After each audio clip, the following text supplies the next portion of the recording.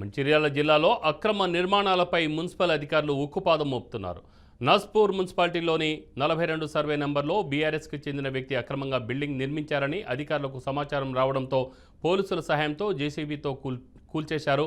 ఇంటి యజమానికి 2022 నుంచి నోటీసులు ఇస్తున్నా పట్టించుకోకపోవడంతో బిల్డింగ్ కూల్చివేసినట్లు అధికారులు తెలిపారు. ఇంటి యజమానిని అదుపులోకి తీసుకోగా వారి బంధువులు అడ్డుకునే ప్రయత్నం చేయడంతో పోలీసులు అరెస్ట్ చేసి రిమాండ్కు తరలించామన్నారు.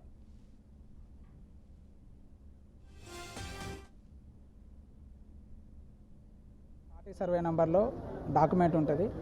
కాకపోతే అయినా 42 సర్వే నంబర్ గవర్నమెంట్ సర్వే నంబర్లో కన్స్ట్రక్షన్ కట్టడం జరిగింది. ఈ విషయమై ఆయనకు నోటీసులు కూడా ఇవ్వడం జరిగింది.